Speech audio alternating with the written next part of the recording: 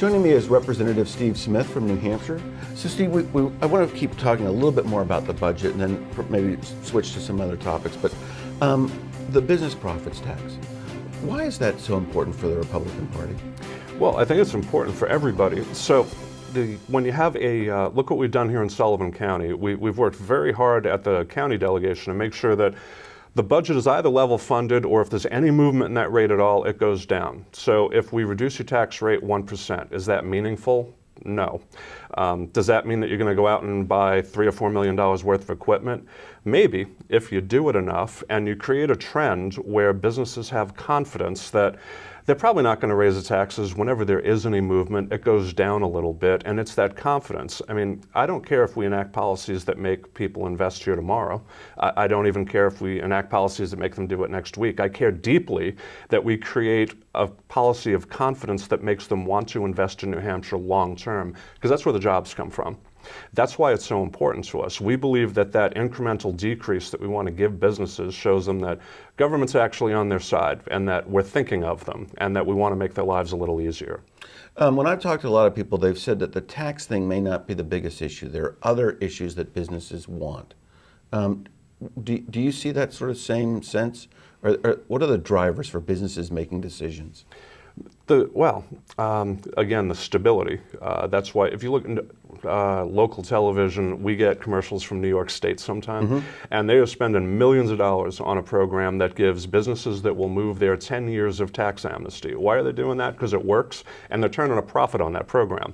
So I don't think I'm smarter than anybody. I just look at what works. And a lot of states have done this and gotten businesses to move in by saying you will have this stable package for a long time. That's why this is critical, to show them that we're moving in that direction, because we don't have a comprehensive plan.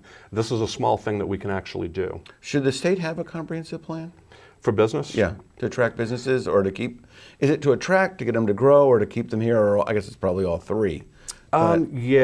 Keeping them here, probably the lesser of all of those, but when they're sitting on their wallet, if they actually have some capital and deciding, do I expand, do I hire a couple of people, because that's a long-term commitment, that's when all these long-term policy arguments come into play. So I think the highest priority there is, are they going to create any new jobs or not? And not just hiring people, am I going to buy some new equipment? And if they do, I hope they do it from a New Hampshire-based company. And then there are some jobs there, and that money gets moved around. So that's why I think it's so important. So I mean, let me just see if I'm sort of summarizing correctly. What we're really looking at sort of is this notion of sending a signal. It may not be a huge dollar amount, exactly, but it's sending a clear signal that the government is not going to be anti-business and is going to create a predictable environment. Exactly. Thank you. Yeah. I mean that. Yeah. In a nutshell. And if we do anything, if there is any movement, it's going to be in a direction that doesn't hurt them. Is electricity one of the big issues that you hear around businesses? Absolutely. Is there anything that can be done to lower the electric rates from the legislative perspective? Are we taping an hour show? We're not. We don't have that much time left in the segment, so you can maybe highlight some of the things. And I'm sure there are, and I am not an expert in this field, but you look at the pipelines that have been proposed and the power lines like Northern Pass.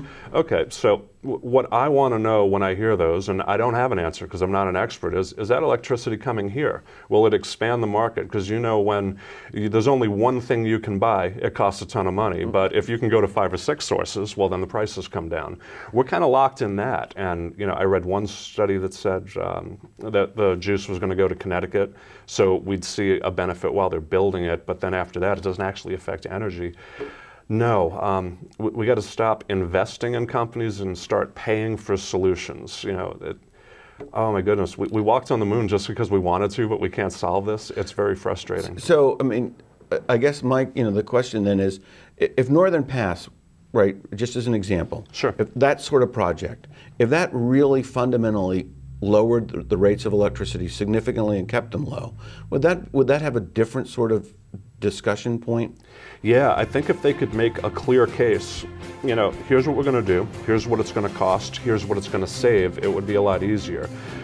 For me, that has not been very clear. Okay, we're out of time in this segment. but we're going to continue our conversation focusing on transportation, so please stay with us.